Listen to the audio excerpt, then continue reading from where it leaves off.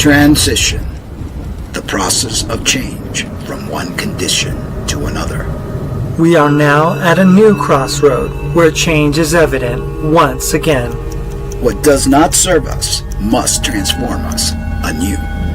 Returning to our original state of oneness and true nature of that which created who we truly are. Confusion was the way of the past. Enlightenment is the way of the now and future, shedding away the layers of deceit. We now bring you the transformation of the two who started as one. Our fearless planet never stands still. Earth has been in a process of transition, and we are not exempt from this remarkable ongoing reality. Welcome to Transition Radio.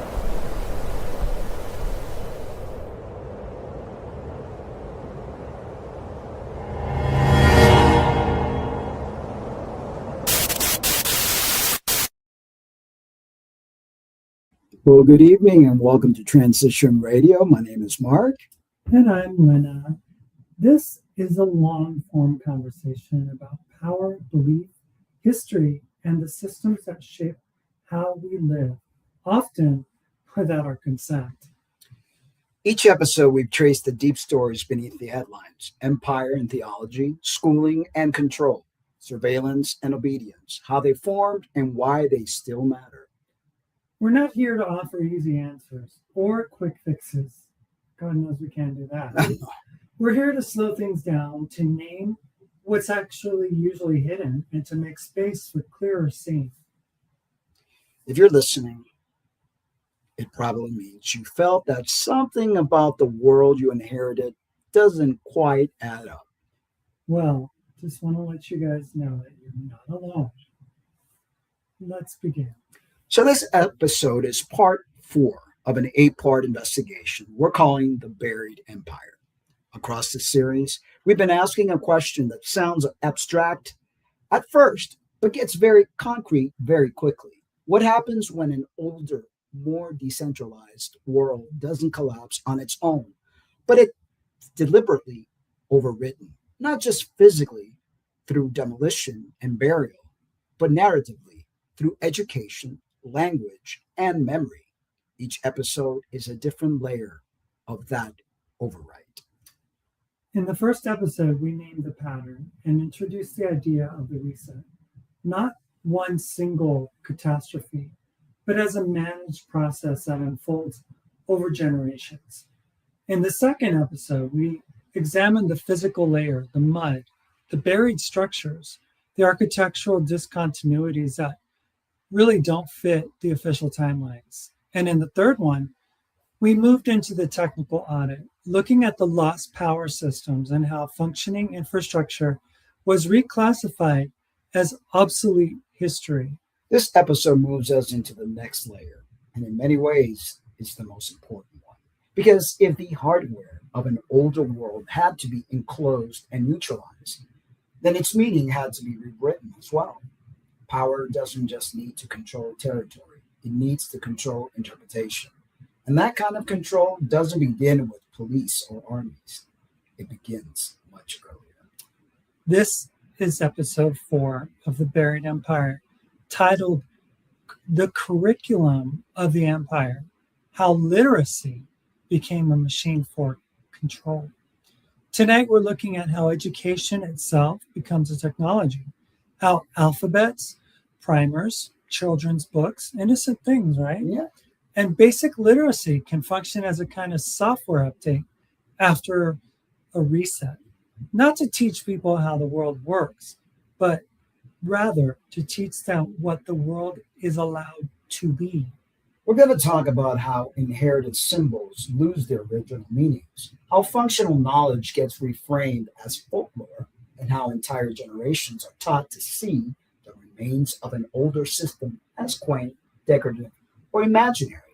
This isn't about one country or one century. It's about a recurring imperial strategy: bury the old infrastructure and rewrite the language people use to describe reality itself. You don't need to agree with every conclusion we draw in this series to follow where the episode is going. You only need to pay attention to patterns. What repeats, what disappears, and what you were never taught to question in the first place. Because once literacy becomes a gate instead of a tool, education stops being neutral. It becomes governance. This is episode 4 of The Buried Empire, the curriculum of the empire, how literacy became a machine for control. Before we trace policy and empire and the long machinery of schooling, we have to tell you where we're standing. Because if we don't name our location, everything else will sound like a lecture delivered from a hidden pulpit. We're former Christians, and we're not here to rescue Christianity, refine it, or recover some lost purity, God knows. We're here to describe it as we now understand it, a technology of empire, one of the most successful ever built. We're also not atheists, and we're not here to sell you a void. We believe in a source, creator, origin, the deep pulse of reality, something prior to institutions, scriptures, and states. But we don't accept the biblical God story as the true face of that source. We see the God of conquest, law, hierarchy, and obedience as a political deity, a narrative weapon, a spiritual flag planted in human interiority to make domination feel holy. When people hear critique of Christianity, they assume we're talking about private beliefs. We're not. We're talking about Christianity as an infrastructure, a moral operative system that reconfigures perception, conscience, and community. It dismantles old worlds, land-based spirituality, ancestral memory, porous relationship with the unseen, and replaces them with a single authorized story. And once that replacement is installed, later forms of control slide into place with shocking ease. It's not just that Christianity replaced older gods. It replaced older ways of knowing. It trained people to mistrust their intuition, to interrogate joy even, to fear being wrong, to confuse obedience with wisdom. This is why it's so useful to empire, because it teaches people to police themselves. And if people who police themselves, well, they need fewer guards. Most of us were taught literacy is neutral, always good, always liberating. But literacy isn't just a skill, it's a channel. It teaches you what counts as meaning, what's allowed to be true, and who gets to decide. Once literacy becomes standardized, it becomes an operating system. It doesn't just help you read words, it teaches you how to read reality. Every empire learns the same lesson. Violence is expensive. It creates resistance. But if you could change how people interpret the world, how they recognize the truth, you can build a structure that reproduces itself. So we're going to tell this story as a sequence of installations: conscience, body, language, attention. The software update that turned living worlds into managed worlds. We're going to go into vignette 1 shortly here. And it's about a little boy in medieval Russia named Anfim. Novgorod, 13th century, late afternoon, light filters through birch trees near a wooden house at the edge of the settlement. A boy named Anfim sits cross-legged on the ground with a strip of birch bark in his hands, smooth, pale, perfect for practice. He scratches letters into the bark the way children always do, uneven, playful, half-formed. He draws horses with too many legs, warriors with swords bigger than their bodies, a man with a shield standing proud. Between the pictures, fragments of the alphabet appears. Not drills, not tests, just practice folded into the rhythm of an afternoon. His older brother is splitting woods nearby. His mother is inside preparing the evening meal. No one is timing him. No one is grading him. He pauses, chews his lips, adds another letter, gets it wrong, scratches it out with his thumbnail, and tries again. This time, it looks closer to what the scribe showed him last week at the market. No bell ends the lesson. No inspector arrives to measure his posture or his speed. Learning stops when someone calls him inside for supper, and the birch bark goes into a basket with the others. And the world continues. Anfim's world is not gentle. It is cold, precarious, shaped by scarcity and violence. But his learning is still embedded in relationship, still woven into the texture of a life that belongs to him.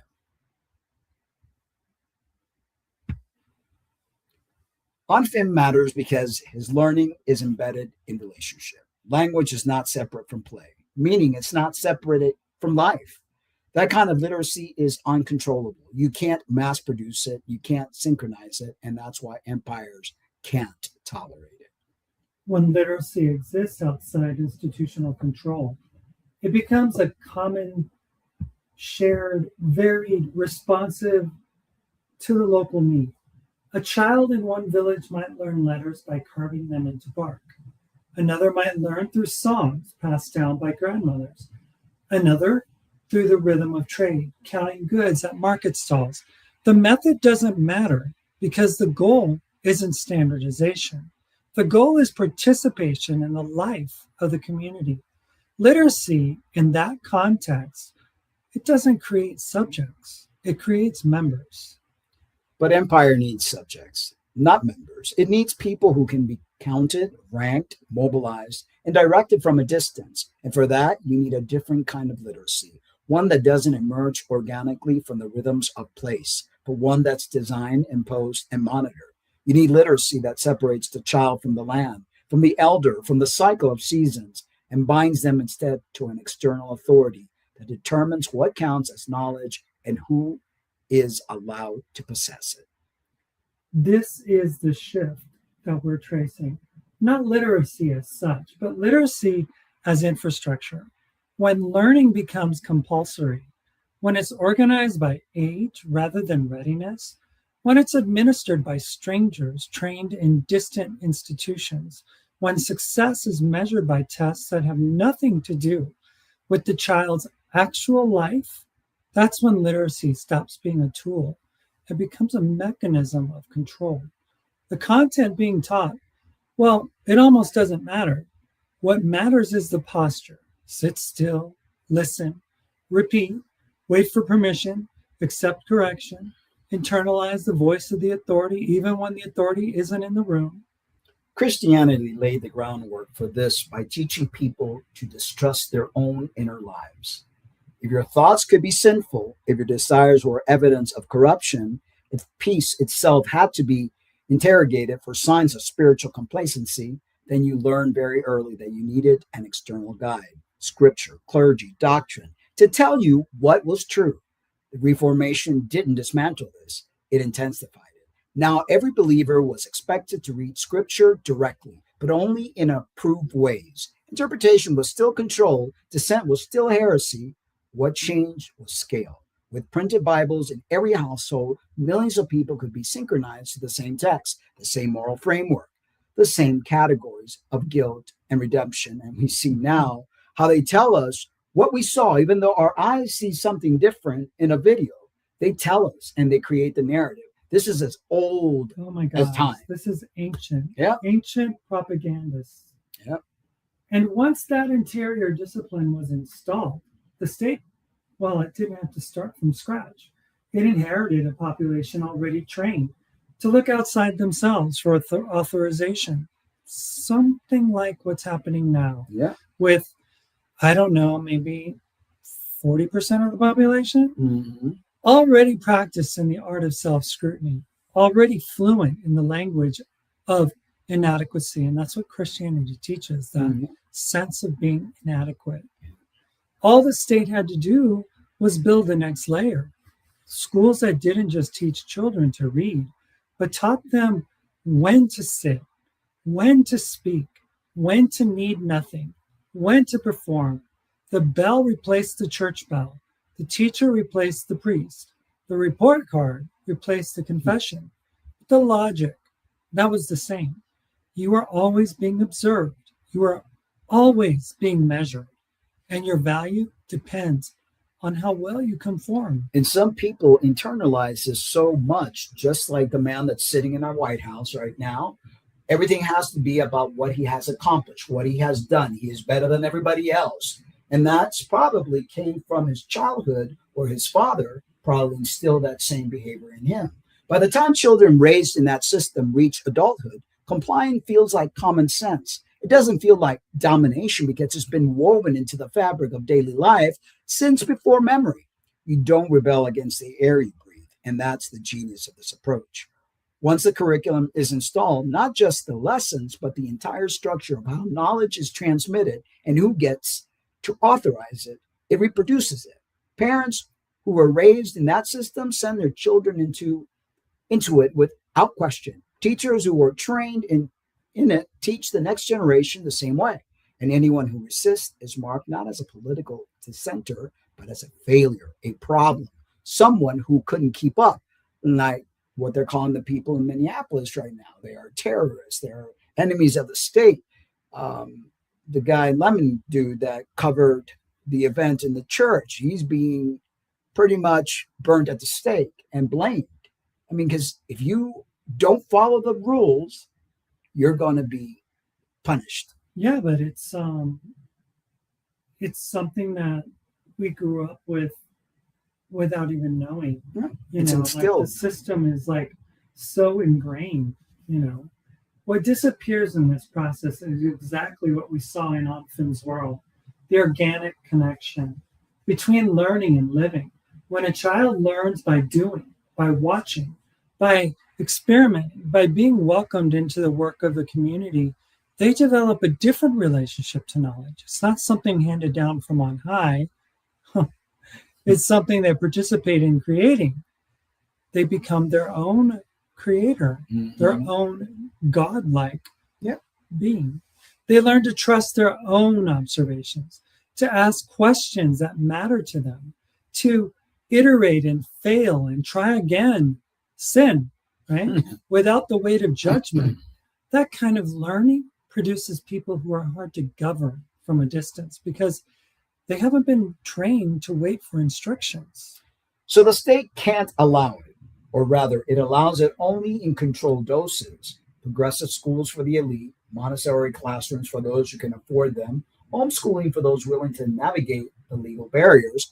For everyone else, the machinery grinds on, age-graded cohorts, standardized curricula, high-stake testing, zero-tolerance policy, school-to-prison pipelines. The rhetoric is always about opportunity, equity, preparing children for the future, but the architecture tells a different story. It's about producing a workforce that can tolerate boredom, accept hierarchy, and internalize schedules that have nothing to do with their own needs or rhythms.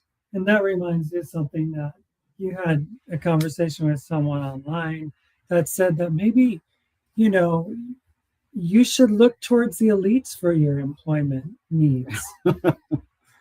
Because they know better. Yeah, they have the guarantee. They're millionaires for a reason. They've worked hard and yes, it's like this ethical. There's nothing to say about generational wealth or elite or the things they do to get their money, which is usually a lot of corruption involved. Money laundering. Yeah, all sorts. But people are naive. They just, they've been trained well.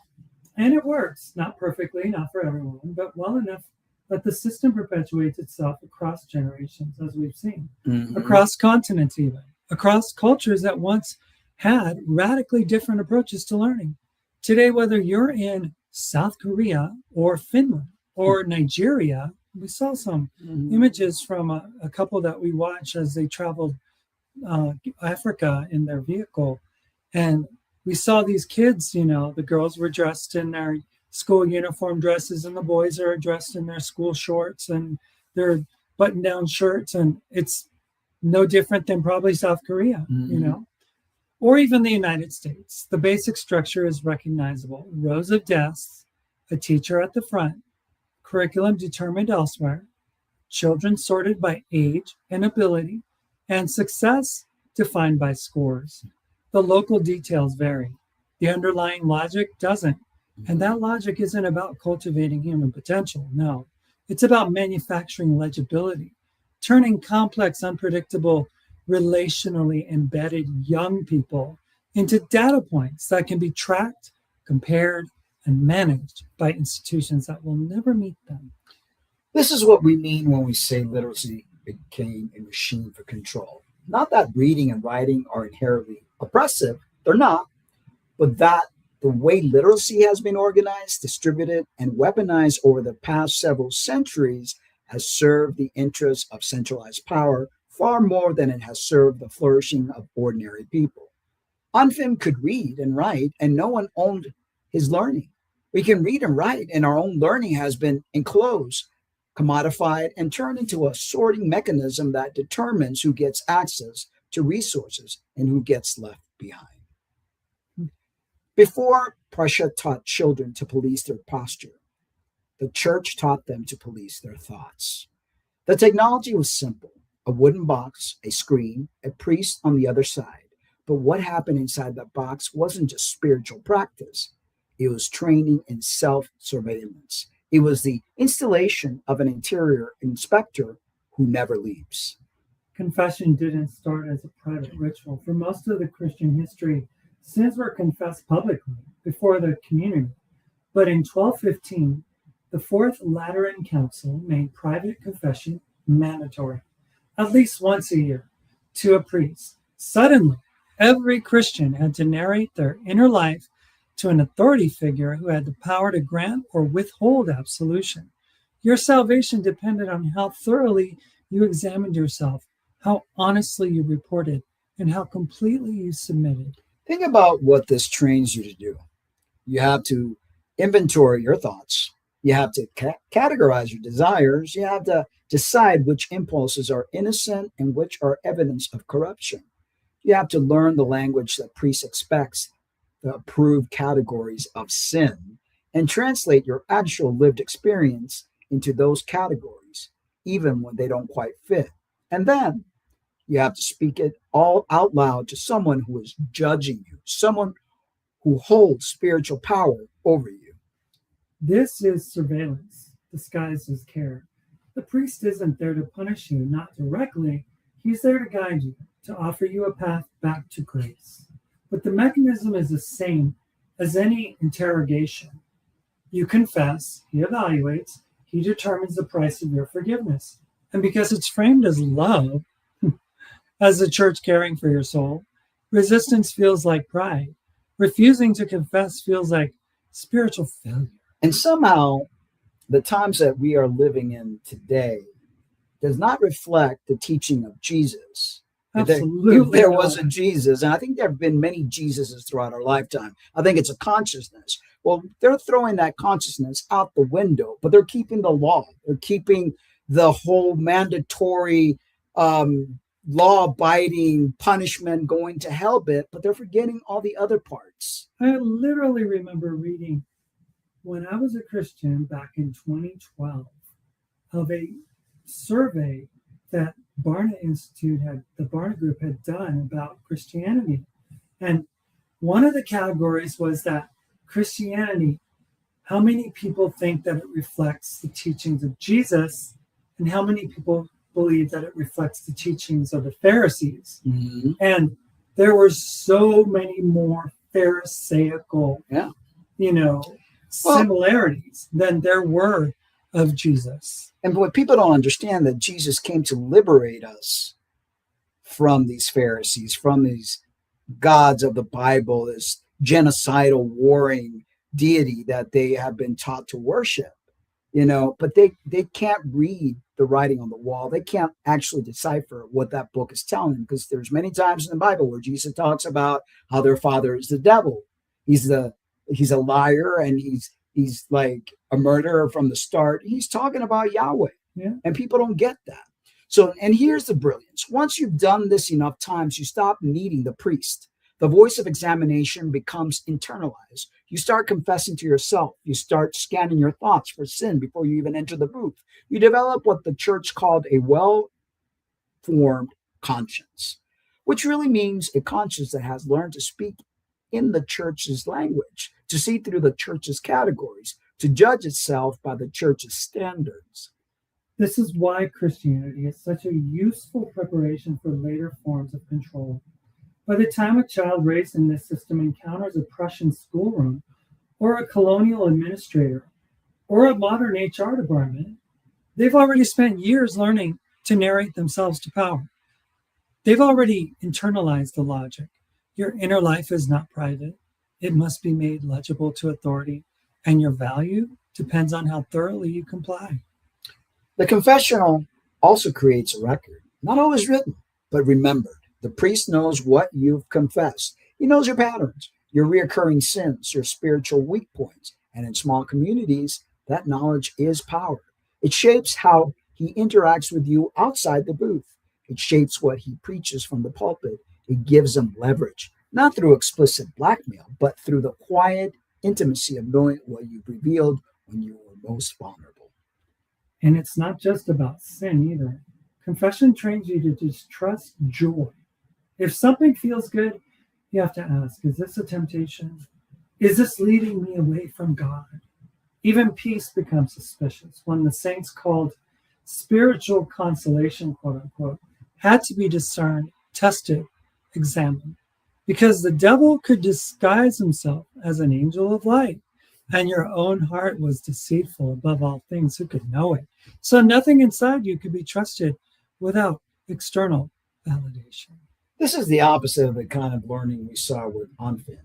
Anfinn's world wasn't perfect, but his inner life was his own. No one was asking him to inventory his thoughts and translate them into approved categories. Christianity introduces a new possibility, that your thoughts themselves are a site of governance, that your desires are evidence that must be examined, that your inner life must be narrated to power or it becomes dangerous. And then it manifests itself with people believing that they can legislate their supposed morality onto someone else's life choices. Like if someone, I remember my dad would say that a woman had cancer if she was divorced, even if that was not even her fault. If the guy like cheated on her, I mean, he would immediately like label her as like, oh no, that's a less than person. Or the church would like discredit people from being able to serve in the leadership. Let's take a look at what happened in Minneapolis with the church and the people that went into protest because they found out that the pastor was actually an administrator for the ICE office. And they were very upset about it, and instead of the pastor welcome them in, please come in, we'll talk about what your grievances are. This is the house of God. You are all welcome. No, they've villainized these people. They're now using a private reporter or independent reporter and trying to crucify him because they always have to make examples out of people. If you cross that line, they want to crucify you instead of bringing you in. It's no different than what Trump is doing with the Epstein files. He is going all in with Greenland and with destroying NATO, which is a psychotic move on the part of the United States. And it's, we'll never have the country that we had before because of it. But, it's this changing of the narrative. The narrative is that your pastor, who I guess wasn't in attendance, that Sunday, isn't actually just your pastor. He's also an ICE officer and in charge of an office there in Minneapolis. And people are fed up with ICE in Minneapolis. They have the right to address their grievances. And instead of it being about that, it becomes about agitators and people coming to disrupt the service and to create chaos in the house of God, and for people to be like, well, I knew that these times were coming, that God said that we would be persecuted for our faith. And it's like, look, damn it, people, you have the whole damn government on your side. Yeah. There is no persecution of Christianity in this country at all. You're becoming You're the persecutor. Theocracy. They're the persecutor. You're the persecutor. Yeah. You always have been the persecutor. This is the tool of empire. Christianity is its greatest tool. I know. Using it by, we'll talk about it later, but missionaries became like the first line, the scouts say to go to, say to try to get people indoctrinated and to be controlled. So in talking about that, you wrote a song, This Is What Freedom Feels Like. Oh, right? So we're going to go ahead and introduce this song that you wrote, and it's got to be very freeing for somebody like yourself. I mean, I was raised Jehovah Witness, but my father wasn't. He was on to the saints and all sorts of Cuban type of stuff. But it must be freeing to be able to finally cut that umbilical cord and say, I don't believe in this BS anymore. I am my own person. I am capable and willing to think for myself, not being told constantly how to think or what to think, because that's what abusive relationships are like when you are raised Christian. It's abusive. Yeah, I mean, to think that dancing is evil, to think that being happy is evil, to think that jumping around in a circle on top of your bed is evil. Yeah. I mean, those are limiting things, and that's what Christianity teaches. It teaches people, like if a person were to get married in a Christian denomination such as I grew up, there was no dancing. There was no drinking at the wedding. Even Jesus had wine. Turned water into wine or something. And it's like, there's no joy. No. Joy is even questioned. So here we go. This is your song. This is what freedom can do.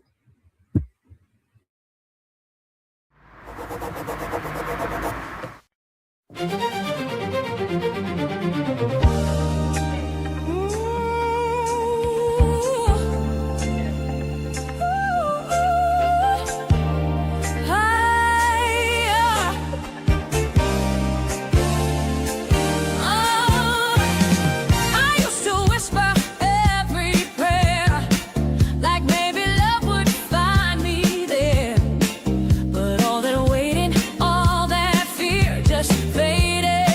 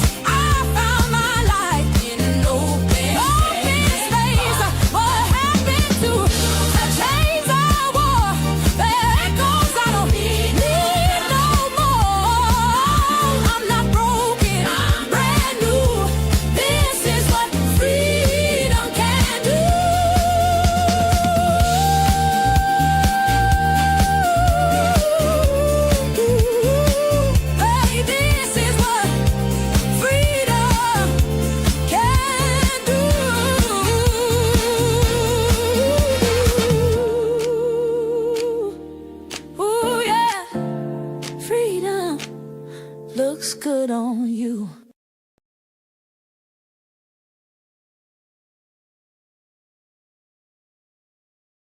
Well, if you enjoy what you're watching, what you're hearing, all the creativity from this channel, Transition Radio Show, we ask that you please subscribe, hit that notification button so you don't miss any of our uploads or our live shows. And if you're able to support the show, you can support us by donating through PayPal or becoming a Patreon. That would highly help. We also have a Substack, and all that information is on the description area and the channel description. So we appreciate you guys very much. And thank you for watching. So, good song. Yeah, it's it's a positive song and makes you want to Dance. Yeah. Dance. So anyway, by the time the Reformation arrives, confession becomes even more intense. Protestants reject the priest as intermediary, but they don't reject self-examination. They intensify it. Now every believer is expected to read Scripture and examine their own heart daily. The Puritans kept spiritual diaries where they recorded every flicker of doubt, every moment of wandering attention during prayer, every sign that they might not be among the elect. They turned themselves inside out trying to prove their own salvation. One of the things that I grew up in was the fear of blaspheming the Holy Spirit. That was like, that was the unpardonable sin. That's the sin that had no forgiveness. What better way? I would be like, oh my gosh. So if I commit that, then even if I ask for forgiveness, then I won't be forgiven. What better way for a kingdom, a political party, to control the people than to instill all that fear, to create that whole self-policing or the policing of others? I mean, who needs an army? You've got the people to do it, and that's how you know that this whole religiosity is BS. Yeah.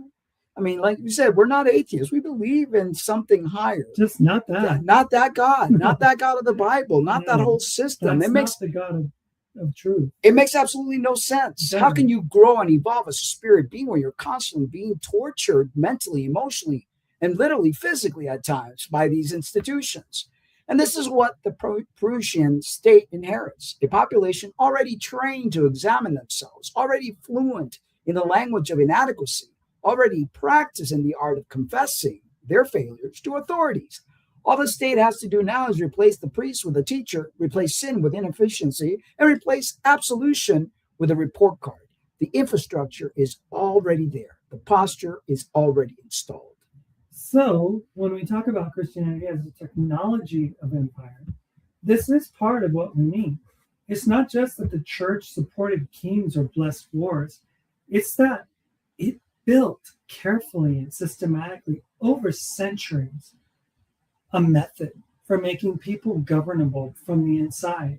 And once that method was perfected, it could be adapted to any number of purposes: educational, economic, political, as we see now. The confessional was a prototype. The schoolroom was the factory model. Next, we go to Prussia. And what you'll see in that, the Prussia reformers didn't invent discipline, they mechanized it. They took what Christianity had already installed in the conscience and extended it into the body, into time, into space. They made it visible, measurable, scalable. And once they did, there was no going back. If Christianity colonized conscience, Prussia perfected the next step, disciplining the body until obedience became automatic. After the 30 Years' War, Central Europe was a landscape of ruins. Villages burned, fields abandoned, population shattered. Out of that trauma emerged a conclusion at the top: survival required order, and order required predictability, not just on the battlefield, but everywhere. So the Prussian state set out to engineer predictable humans at scale. And the laboratory for that experiment was the schoolroom. Children became future soldiers, future clerks, future taxpayers, and their days were broken into measurable units the way land and grain and men had already been measured. This is where modern people often misread what's happening. We imagine domination as loud and obviously cruel. all shouting and blows. But most large-scale harm is administered calmly by people who believe they are being responsible. Prussian reformers didn't talk about crushing children. They talked about forming character, building a disciplined citizenry, preventing chaos. They introduced age grading, so everyone in a room was roughly the same size and developmental stage. They installed bells to segment time, so learning and rest and movement all happen on command rather than in response to need. They standardized lessons so that what a child heard in one town would match what a child heard in another. On paper, it looks like efficiency. In practice, it trained the body to defer to external rhythm before the child ever met a drill sergeant. Imagine that room. Benches bolted to the floor. Narrow windows set high so there's no view of the street, no horizon to look towards. The teacher at the front, not free to improvise, but watched and evaluated by inspectors who arrived unannounced and note how still the children sit, how quickly they respond, how well the room obeys the timetable. The content, letters, catechisms, arithmetic, could be almost anything. The deeper lesson is the same. The clock is right. The bell is right. The person at the front is right. And your own impulses are wrong until they're brought into line. The child might think they're learning spelling. What their nervous system is actually learning is that their hunger, their fidgeting, their curiosity, their boredom all have to wait for permission. So with that, we present Vignette 2, the classroom drill. And imagine the sound of boots marching in formation outside, soldiers, benches scraping against wooden floors, and a stern male teacher's voice. The Prussian schoolroom, 1840s. The walls are whitewashed and bare. Benches are bolted to the floor in perfect rows. The windows are narrow and set too high to see out of, only sky visible. No horizon, no distraction. 40 children sit with their spines straight, hands folded on the desk in front of them. They are sorted by age, not by readiness or kinship. Some are hungry, some are sick. It doesn't matter. The clock governs all of them equally. The teacher stands at the front, rod in hand, not as threat, but as a symbol. He calls out a letter. The children respond in unison. A. He calls another. B. The rhythm is everything. Speed is everything. Hesitation is failure. One child, a girl near the back, stumbles. Her voice comes half a second late. The teacher does not shout. He simply stops, let the silence hang, and then gestures for her to stand. She rises, face flushed. He does not strike her. He does not need to. The eyes of the other children do the work. She sits back down. The drill resumes. Outside, soldiers march in formation, boots hitting the ground in perfect time. Inside, childhood becomes rehearsal. The children's voices blend into one voice. They are learning letters, yes, but they are learning something else, something deeper, that their individual rhythm does not matter, that the system rhythm is the only rhythm, that to exist is to conform. That scene is hard to watch because nothing in it looks openly violent. No one is being beaten. No one is screaming. But the violence is there. It's just been reorganized into rhythm, into waiting, into the 39 other pairs of eyes that do the correcting for the teacher. That's the efficiency Prussia discovers. You don't need a guard in every corner if you can make the children guard each other. And that's what happens in the world now. People police each other. You see what happens online. You see how the world operates. Yeah, they're calling Don Lemon that guy. Yeah. Yeah. I mean, there's just no respect for individuality. There's no respect for one's own thoughts. You have to think the same. You have to go at the same rhythm. Forget your own desires and free will. I mean, in that... I don't even understand how they could call him that guy when Don Lemon has been a preeminent, anchor of a major cable news network since like 2006. I know. And now the president tried to dehumanize him, because that's what he does. If you don't follow his rules, his ways. That's what Christianity does too. Exactly. I've been dehumanized by my family. So. And that girl who hesitated, she'll remember that moment for the rest of her life. Not because it was dramatic, but because it was ordinary. It happened in front of everyone. And then it was over. and the lesson continued. That's how you teach someone that the system is larger than any individual moment or suffering. You make the suffering small, routine, forgettable to everyone except the person it happened to.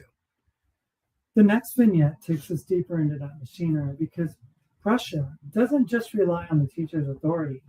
It adds a second layer, the inspector, the person who watches the watcher. And that's when surveillance becomes a structure that nobody can escape, not even the adults. So imagine quiet footsteps on wooden floors, a pen is scratching paper, the held breath of children trying not to move. The inspector. The same schoolroom, weeks later, mid-morning. The children are reciting their grammar lesson when the door opens without warning. A man enters. He wears a dark coat and carries a leather folio. He does not introduce himself. He does not greet the teacher. He simply walks to the back of the room and stands there, writing. The teacher's voice is tightened, just slightly.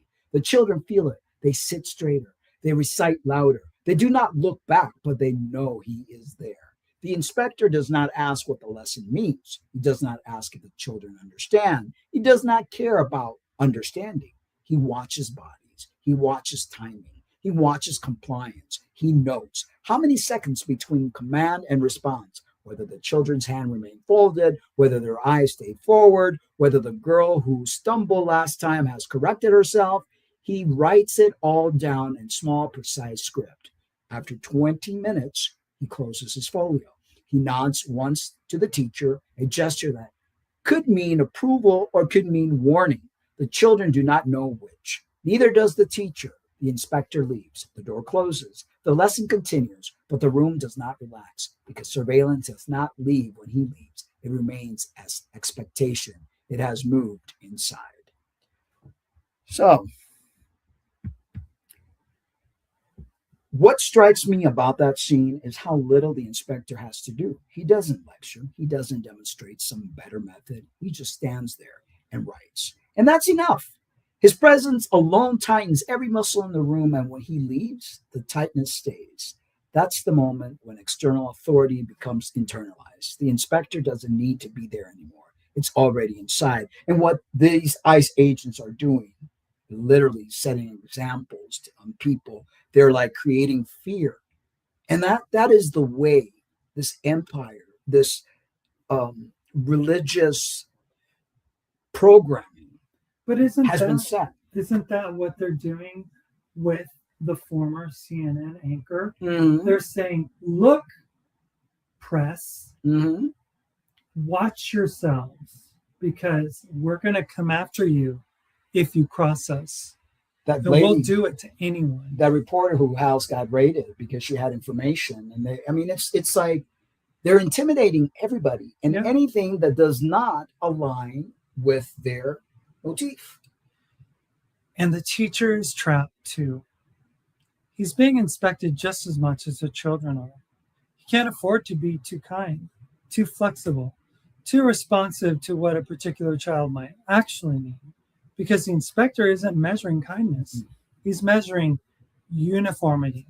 So the teacher becomes a transmission belt, passing the pressure downward and probably going home at night feeling the same knot in his chest that the children feel. This is the architecture that gets exported. Not just the bells and the age creating, but the layered surveillance, the measuring of measurable things, the way you can make an entire system hum along by just making people aware they might be watched. The awareness does more work than any amount of direct force ever could. And now with a surveillance state that we have, those cameras everywhere. Yeah, I mean, Tom Holman, the Border Patrol czar, he said that, that he had a system that ICE agents were going to be using that was going to be able to profile not just, immigrants or illegal people, but anyone is in the system. So that means that surveillance has come to this country in a way that nobody wanted. Yep. So now we're going to pull back from the schoolroom for a moment and look at what was happening inside the home. Because the state's machinery doesn't work unless the family's already cooperating. And in the next vignette, you'll see how that cooperation gets transmitted, not through cruelty, but through love. Vignette 4 is called the report card. And can you remember the report card? I remember the report card. That. I remember My the report card. Dad was a stickler for if I got a C or any. It's like, and then you had to they had to sign, and it was bad. You didn't want to show it. It was just like. I remember I got one in kindergarten. In kindergarten, really, you get one for building blocks or not? They wanted to set you up. They had one. Yeah. The teacher, Mrs. Pope, wrote, "Talks too much," and my dad saw that. He didn't see the satisfactories, because they had satisfactories. Yeah. He saw talks too much, and I got the whooping of my life at 5. And I believe that really did psychologically damage me to not want to be as expressive. Yeah. Because once you're cracked that way, and at 5, and you're broken like that, you're like worried about saying anything at all. Yeah. So vignette 4, the report card. A farmhouse evening. A boy of 9 stands before his father in the main room. The fire casts long shadows. His mother watches from the corner, silent. The boy holds a folded paper in his hands. His report from school. His father takes it, unfolds it carefully, and reads out loud. Attention, satisfactory, posture, acceptable, penmanship, improving, response time, inconsistent. The boy waits. His father reads the last line again. Response time, inconsistent. The father looks up. His face is not angry. It is something else, concerned, serious. The face of a man who knows that the word requires, they say, you hesitate. The father says, when the teacher asks a question, you pause. The boy nods. I was thinking, he says quietly. I was trying to answer correctly. The father sets the paper down. Thinking is good, he says, but hesitation is not. The inspector does not measure what you know. He measures how quickly you respond. Do you understand? The boy nods again. Though he does not fully understand, but he understands enough. He will be faster next time. He will not pause. He will answer before he has fully thought. This is not cruelty. His father is not a cruel man. This is transmission. This is the father's preparing his son for the world as it is. And the boy learns. The world does not reward depth. It rewards speed. And that's so dumb, because everybody has a different way of learning and of expressing themselves. So the boy's spirit was broken, and now he's made to be something or act in ways that he would normally not act. Yeah. So he's not being himself. Right. And that's what this world wants. They want robots. They don't want genuine self. They want you to be what the system wants you to be. And Jesus, Paul says in Galatians 2:20, for it is not I that live, but Christ that lives within me. It's like, so you're not allowed to live? A person, a human being is supposed to be possessed by another spirit? Exactly. You're not good enough. Your heart is wicked. It's so traumatizing, and it's totally abusive. It is. So the father isn't a villain. He's trying to prepare his son for the world as he understands it. He probably loves that boy, but love in that moment means teaching him to suppress the pause, to override his own thinking in favor of speed. And the boy learns the lesson. He learns that his internal rhythm is a liability, that the world wants something from him that has nothing to do with understanding and everything to do with performance. And that is so crushing, soul crushing. People don't understand that. Oh, and it teaches them not to trust their own intuition. Exactly. So it shuts down that internal, knowing that one has. It shuts it down so that you have to just perform what everyone wants you to be. Well, we see it throughout social media. Accounts get suspended, you get a strike because you're going against the grain of what is being said in the narrative. But if you have your own mind and you see things differently, you're not allowed to say what you feel or think. Yeah. And that's the feedback loop. The school sends the report card home, or parent-teacher conferences where I literally went, and the parents were there and the kid was standing there. Mm-hmm. But I don't know. So the report card reinforces the school's values. The boy goes back to school already pre-corrected. By the time he's an adult, he won't even remember that there was a time when he paused to think. He'll just know that hesitation feels wrong, and he'll pass that feeling on to his own children without ever naming where it came from. So we've traced the Prussian system, the classroom, the inspector, the family reinforcing it all, but Prussia didn't invent the idea of internal discipline. It perfected it. The groundwork was laid centuries earlier in a different kind of room with a different kind of text, and that's where we're going next. By the time a young man faces conscription, the work is done. The body knows how to stand, the voice knows when to speak, the mind knows when not to ask. Prussia became a model of other state because it manufactured compliance without constant violence. That is the dream order that reproduces itself. And the model is exported. Reformers in Europe and the United States praise its efficiency. In America, Horace Mann studies Prussian schools and imports key structures, things that we all learned growing up. Age grading, standardized curriculum, the Iowa test of basic skills. Yeah. That's what I got. The bells, the teacher surveillance, the moral rhetoric changes. The architecture stays. By the time schooling is universal, its origin feels like common sense. And nowadays, schools all look like prisons. They do. I mean, it's like, yeah. So now hold that through line. Christianity trains the inner supervisor. Prussia trains the body to surrender to external rhythm. Once conscience and body are aligned with authority, language becomes the next battlefield because symbols still carry memory. So in the next segment, we go deeper into text itself, how print, piety, and internal shame scale obedience long before the state arrives. Because once people can be governed from the inside, the outer machinery barely has to work. Prussia didn't keep its system to itself. By the mid-1800s, educators from across Europe and America were making pilgrimages to Prussian schools, taking notes, marveling at the efficiency. They saw the rooms full of children sitting in perfect rows, responding in unison, moving on command. They saw order where they had chaos back home, and they wanted to replicate it. What they brought back wasn't just a curriculum. It was an architecture, a way of organizing time, space, bodies, and attention that could be dropped into any country, any culture, and produce roughly the same result: compliant, predictable citizens who had learned to regulate themselves. The content could be adapted. The structure stayed the same. In the United States, a man named Horace Mann visited Prussia in 1843 and came back a convert.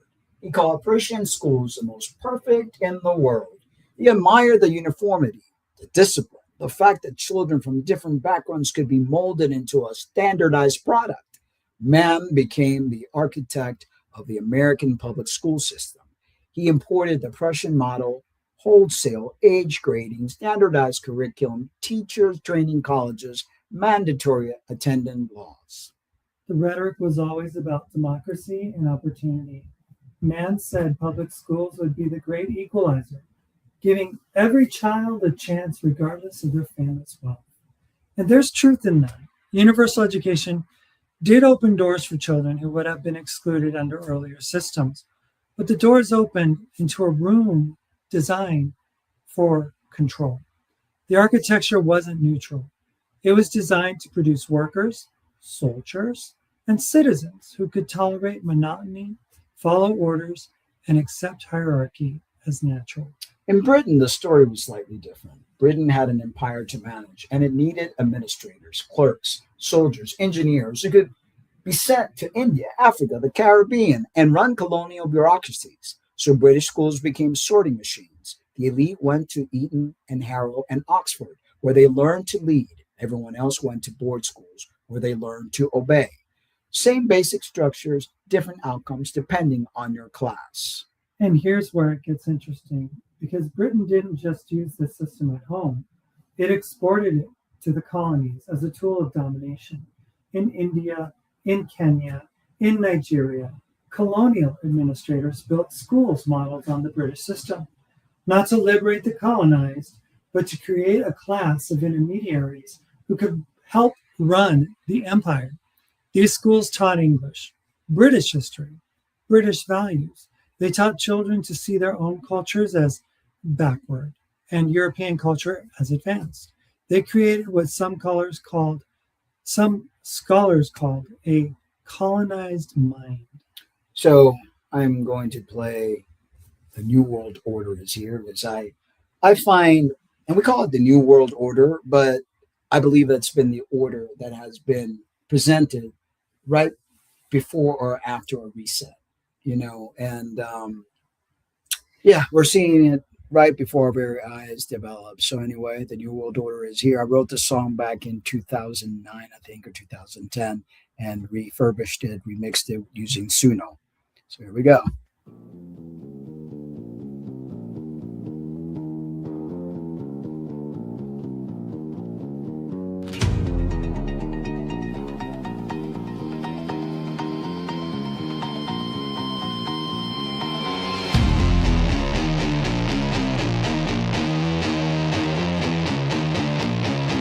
A free man roams the earth. He knows his true worth. On and on and on. On and on and on. The new world order is here.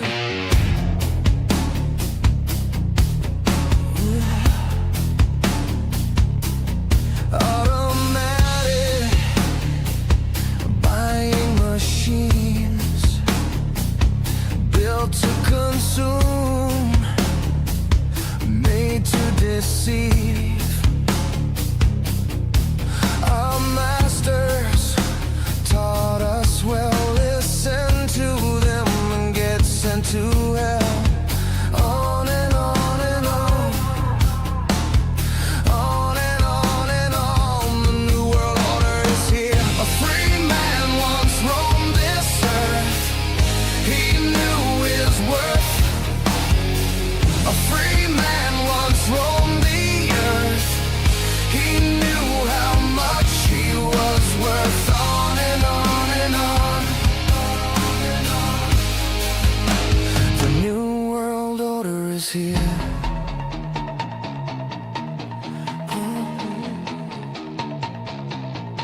Our children will be misused.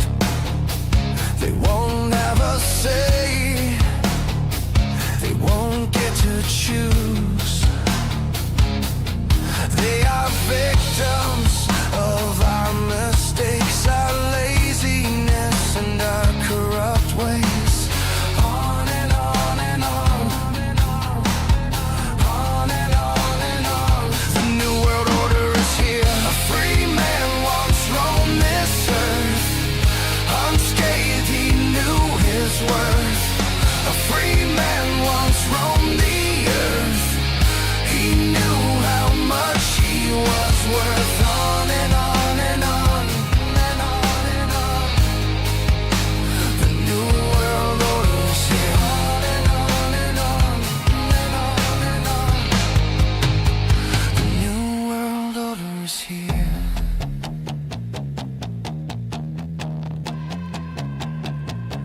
We were once free, free we once were. Free from oppression and free from subjection, a free man we once were.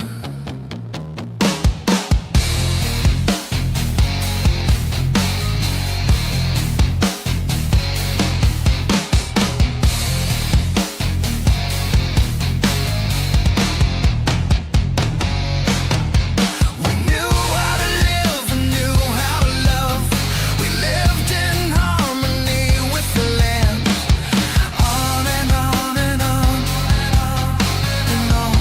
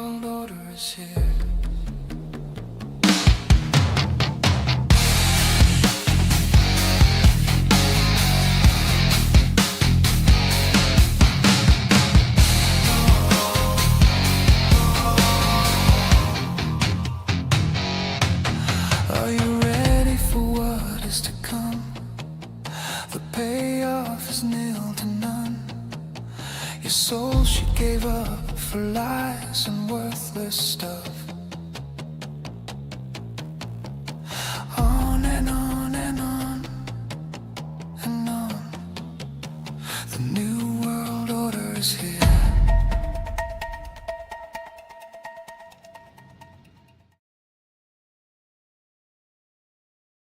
Pretty dystopian. Yes.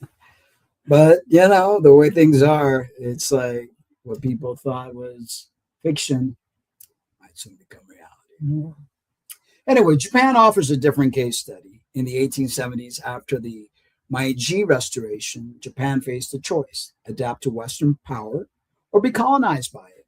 Japanese leaders decided they needed to modernize fast, and that meant building a Western-style education system that sent delegations to Europe and America, studied the Prussian model, and brought it home. Within a generation, Japan had universal schooling, mandatory attendance, and a curriculum designed to produce loyal subjects of the emperor. But Japan didn't just copy Prussia. It adapted the model to serve Japanese nationalism. The schools taught Confucian ethics, emperor worship, and military discipline. Students bowed to the emperor's portrait every morning. They memorized imperial edicts. They learned that their purpose was to serve the state. The structure was Prussian. The content was uniquely Japanese. And the result was a population mobilized for imperial expansion, first in Korea, then in China, then across the Pacific. France followed a similar path. After its defeat in the Franco-Prussian War of 1870, French leaders looked at Prussia's success and asked, how did they beat us? The answer they came to was education. Prussian soldiers were disciplined, literate, and loyal because Prussian schools had trained them that way. So France built its own version, mandatory public schooling, secular and universal, designed to produce French citizens who would defend the Republic. What's striking across all these examples is how little resistance there was to the basic structure. People argued about the content. Should schools teach religion or stay secular? Should they emphasize national history or universal values? But almost no one questioned the fundamental architecture, age-graded cohorts, bells, mandatory attendance, standardized testing, teachers as authority figures. That structure became invisible. It became school as we know it. And once it was normalized, it spread everywhere. By the early 1900s, this model was global. You could walk into a classroom in Tokyo, London, New York, or Buenos Aires and recognize the same basic setup. Rows of desks, uncomfortable ones at that, a teacher at the front, children sorted by age, lessons delivered in time blocks. The language might be different, the content might vary, but the posture was the same. Sit still, listen, repeat. Wait for permission. Accept that your value is determined by how well you perform tasks designed by people you will never meet. And here's the key. This wasn't a conspiracy. Most of the people building these systems genuinely believed that they were doing good. They believed education was progress, that universal schooling was liberation, that giving every child access to literacy and numeracy was a moral achievement. And in some ways, they were right. But they never stopped to ask, what else is being transmitted along with the reading and writing? What does it do to a child to spend 12 years in a system designed for control?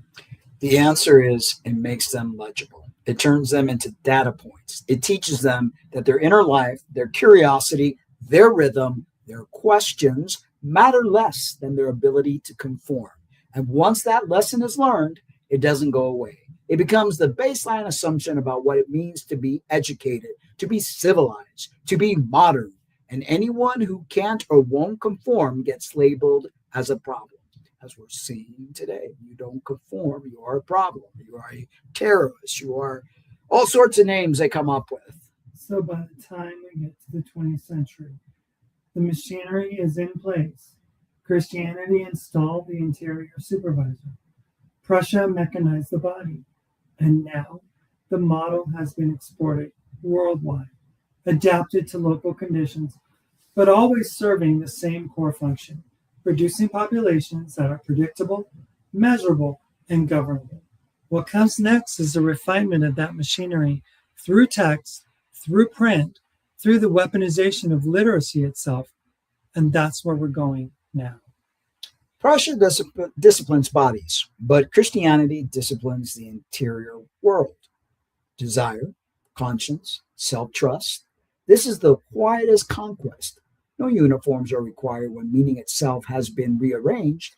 Authority relocates into the person and speaks with the voice of conscience.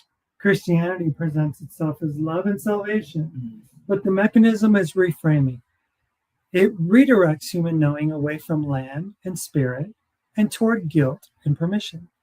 Older worlds were not merely replaced, they were delegitimized. Older gods became demons. Older practices became sin. And once that happens, violence feels like rescue.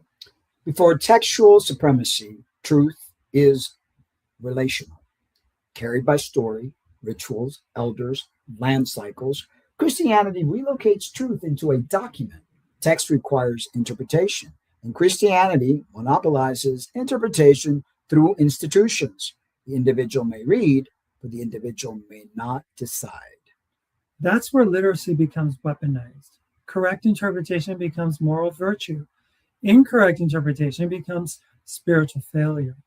Belonging becomes conditional on reading the same way as authority reads. Print intensifies the effect. Print freezes language. It creates the illusion that meaning is settled. A printed page feels final. Once meaning is stabilized, dissent becomes deviation, and curiosity becomes suspicion. Print allows discipline to scale without relationship. We bring the next vignette. It's called The Primer. Harm is rarely denied outright. We regret. Not it. Yeah. Number 5. Here we go. Number 5. Yeah, the little girl. Little girl. A child.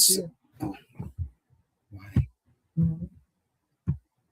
There we go. A child sits at a table under candlelight reading a primer. In Adam's fall, we sin to all. The child doesn't understand the metaphysics, but the emotional lesson is immediate. Your story begins with guilt.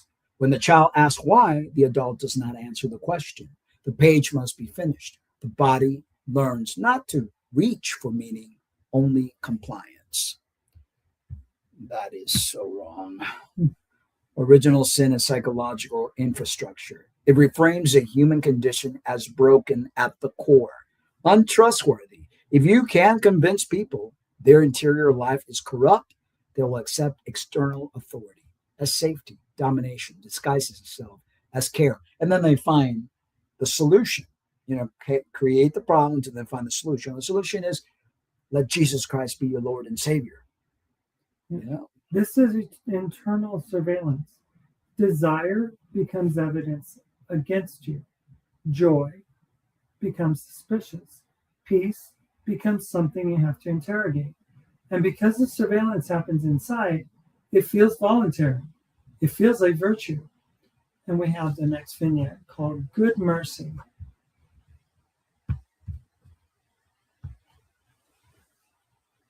A woman sits upright, scanning her mind for wandering thoughts. She prays to be shown her sin. Her Bible margins are crowded with warnings to herself. She fears her own ease might be deception. The system has succeeded when peace feels dangerous. And people don't realize how so limiting, harmful, how psychologically. It's like it's the biggest form of psychological warfare on a human mind. Confession becomes a control loop. Even when confession is private, the structure remains narrative, your interior life, in approval categories. The result is pre-policing. People correct themselves before anyone else needs to. And when society is secularized, the theology fades, but the posture remains. Sin becomes failure. Holiness becomes optimization. Obedience becomes productivity. Modern self-help inherits the same interior inspector. Am I doing enough? Am I improving? Am I falling behind? Shared texts synchronize populations. People who never meet share the same shame reflexes at the same forbidden questions. Community is replaced with standardization, and standardization is easier to govern than a living, metabolizing community. So when the state later disciplines bodies, it finds a population already trained to distrust itself. The Prussian classroom didn't have to start from nothing. It inherited centuries of Christian training in self-suspicion. And once both conscience and body are aligned with external authority, the next step is to control the alphabet itself. Because as long as symbols still carry depth and ambiguity, the machine is not complete. This brings us to a case study that most Western audiences don't know well, but it demonstrates the pattern with brutal clarity. What happened when the Russian state decided that the old Cyrillic alphabet carried too much sacred resonance, too much connection to worlds the state couldn't control? The solution wasn't to ban literacy, it was to reform the script, to make it thinner, sharper, more efficient, and in the process, to sever the connection between letters and the living tradition they once carried. Up to this point, empire has shaped bodies and consciousness. Now it touches the symbolic layer, letters, scripts, the shape that carry memory. Language is not neutral. Writing is not just information. It is cosmology in miniature. When a state intervenes in a script, it's not merely modernizing, it's amputating. It's separating daily life from sacred depth. And once that separation becomes normal, people lose vocabulary for grief, wonder, resistance, anything that doesn't fit administration. Russia in the late 17th century is spiritually dense and culturally plural. Church Slavonic writing is devotional, saturated with sacred associations. From an imperial point of view, that density is legible. Legibility is dangerous because it resists counting and standardization. Peter the Great introduces the civil script in 1708. Officially, it's a technical reform to streamline printing and commerce. Functionally, it's a seizure of symbolic authority.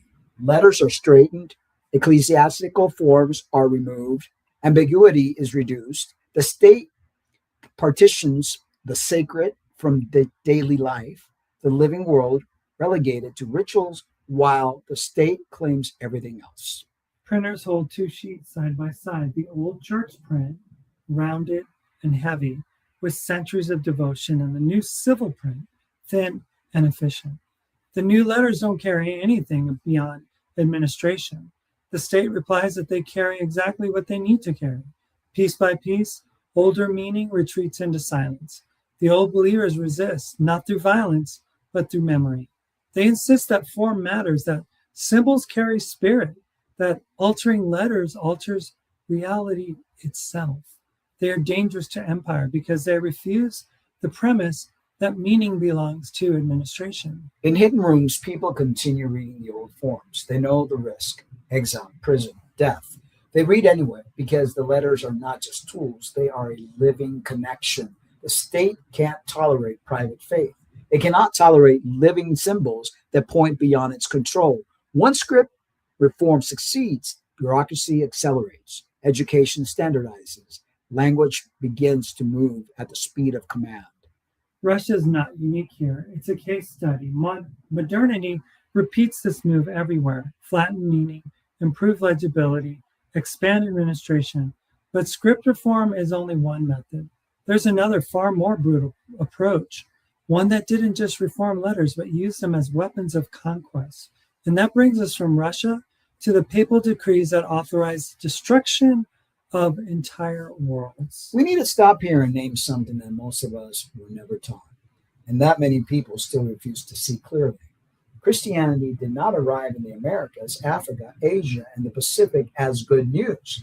It arrived as a weapon, not metaphorically, legally, officially, backed by papal decree and enforced by sword and musket.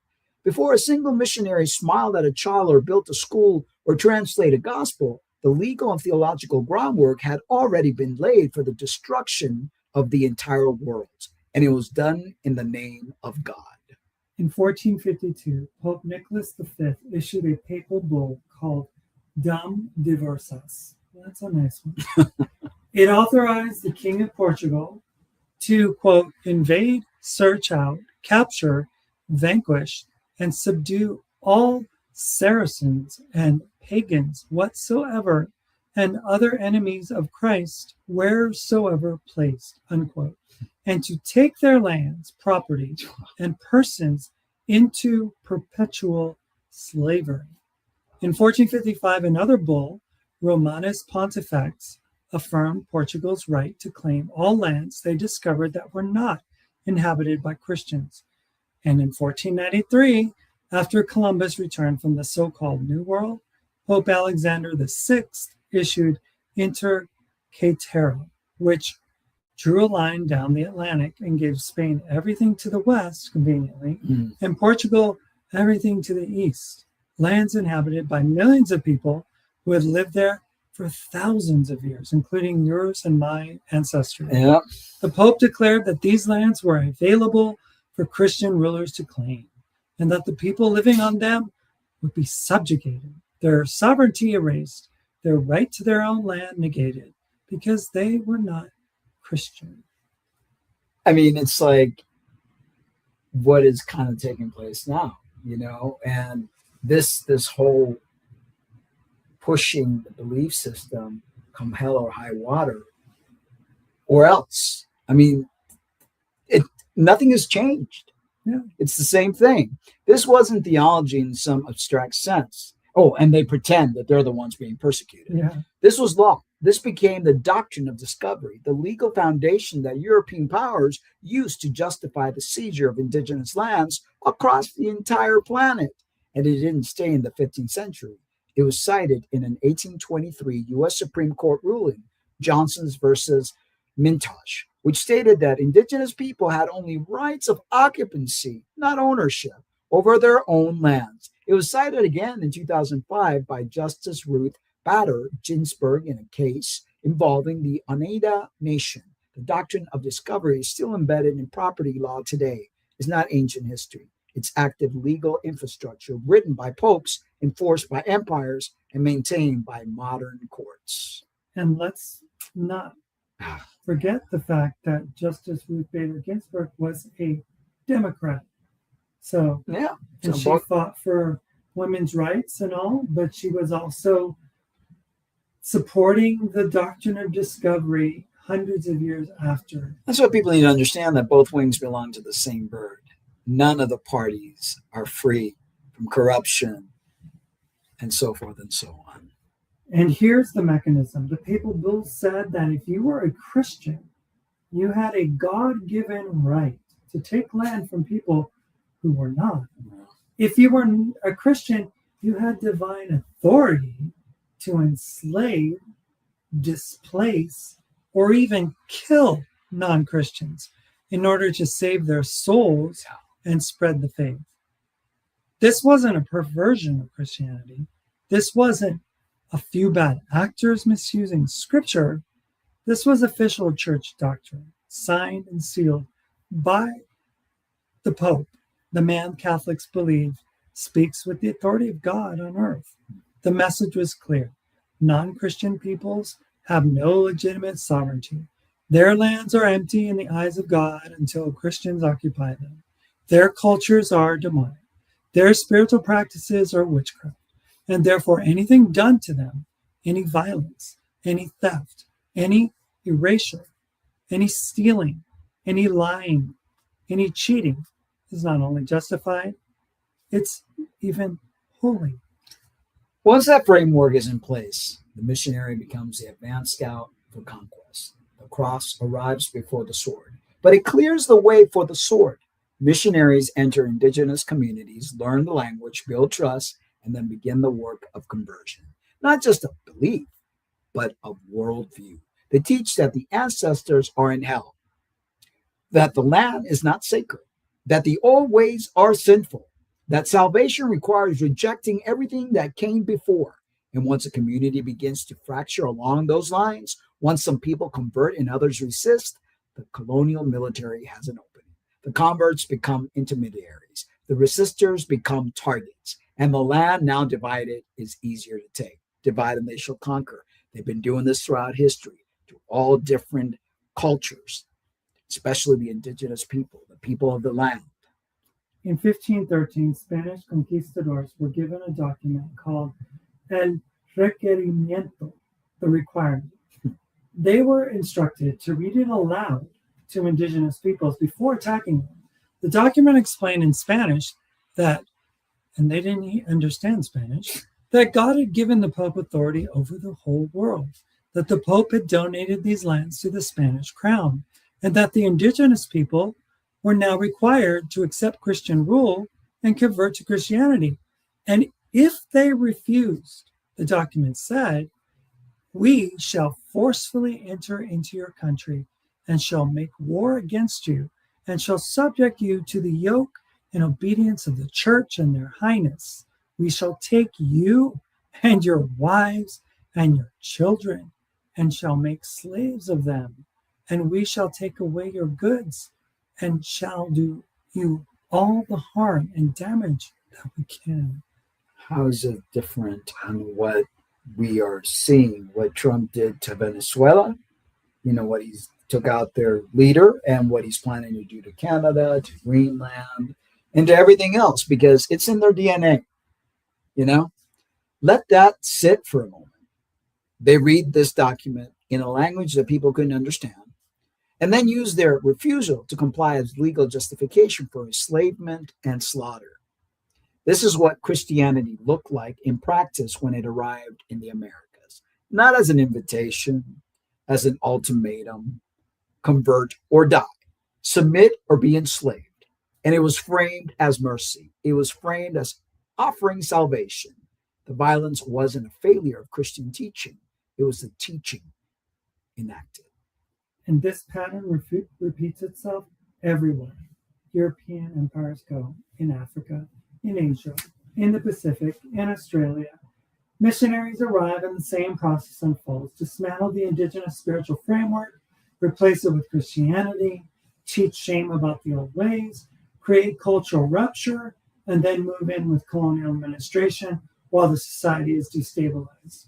Sometimes the missionaries are explicit agents of empire, funded by colonial governments, traveling with military escorts.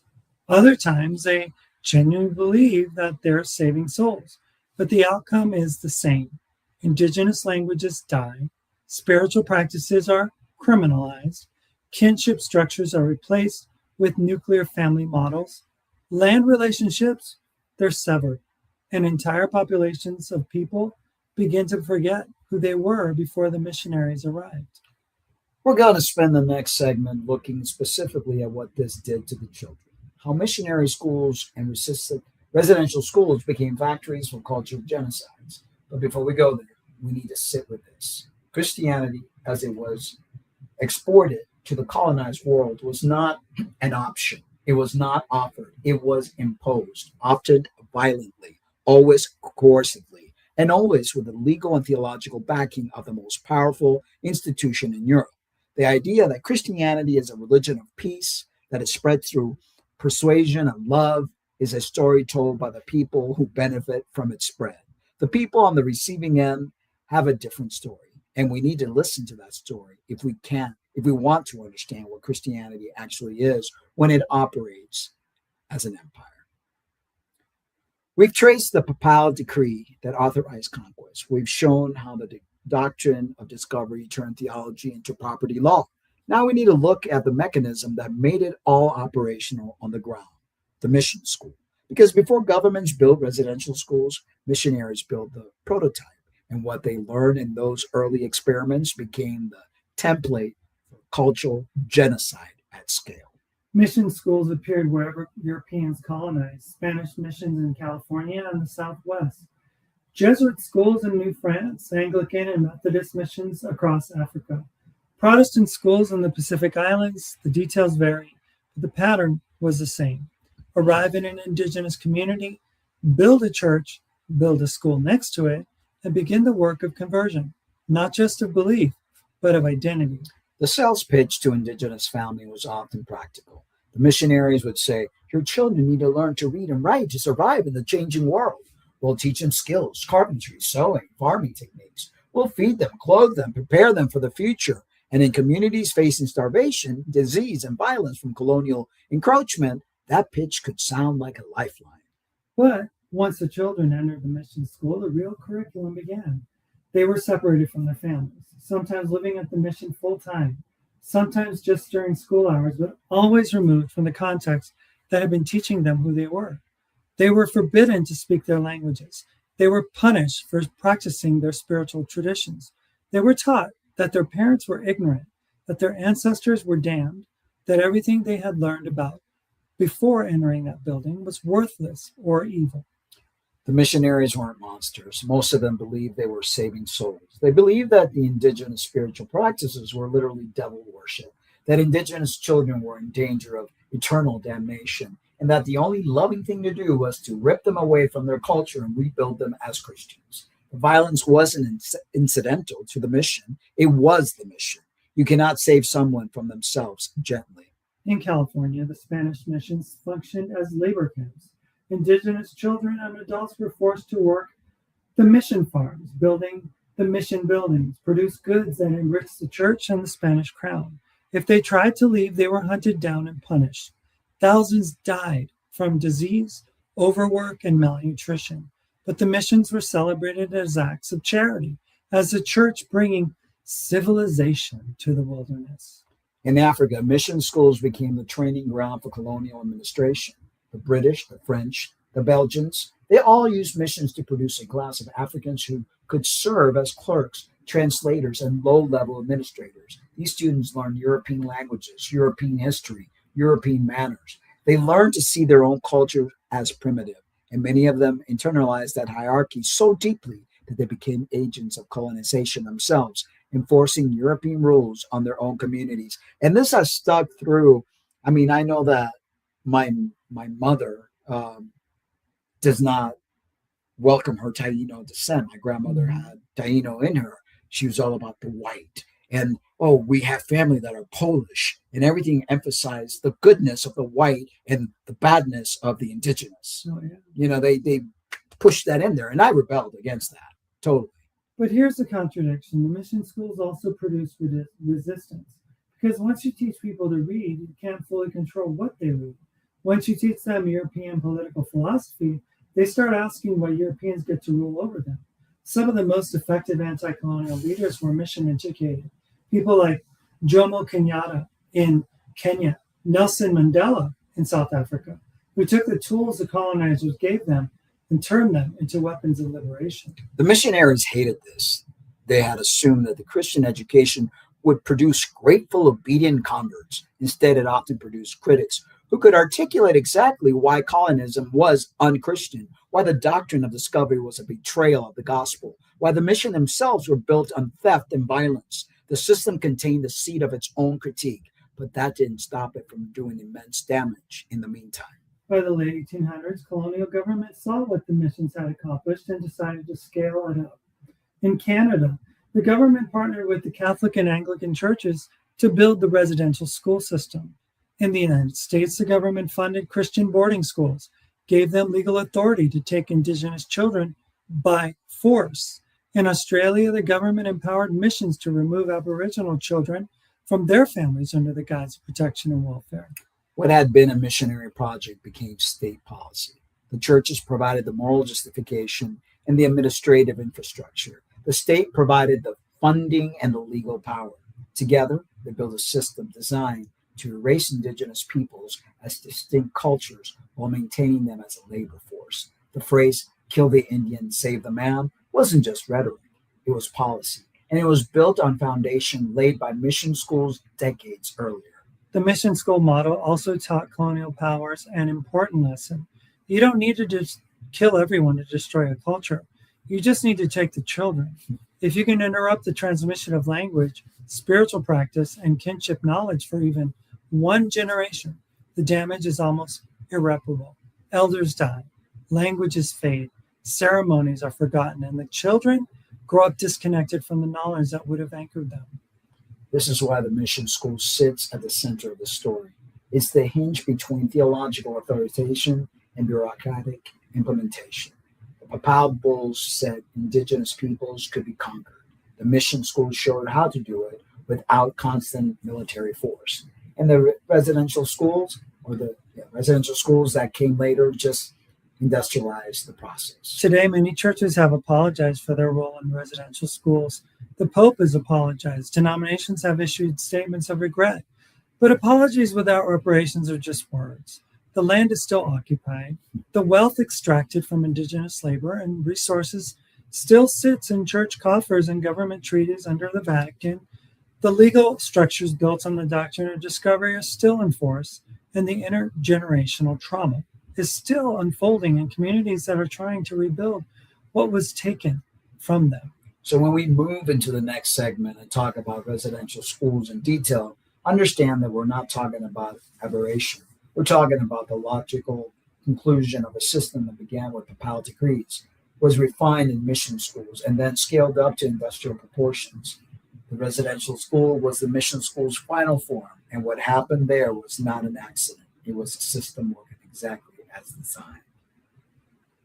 In 1879, a former U.S. Army officer named Richard Henry Pratt opened a boarding school in Carlisle, Pennsylvania. The school's explicit mission, in Pratt's own words, was to kill the Indian, save the man. Indigenous children, some as young as 5 years of age, were taken from their families, often by force, like ice, and brought to schools where they were forbidden to speak their language, practice their spiritual traditions, wear their traditional clothing, or even use their real names. They were given English names, Christian names. Their hair was cut. Their clothes were replaced with military-style uniforms. They were punished physically, brutally, for any signs of their indigeneity. The goal was to erase the child's identity and replace it with something legible to white Christian America.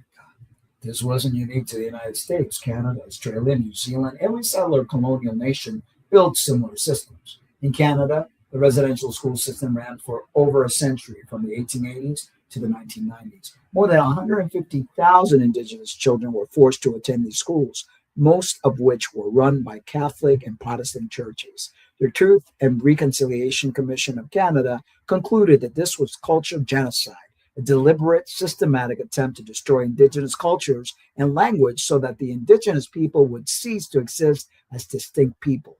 Thousands of children died in these schools from disease, malnutrition, and abuse. Thousands more survived but carried the trauma for the rest of their lives. And the intergenerational impact is still unfolding. Communities severed from their languages, from their ceremonies, from the knowledge that sustained them for millennia.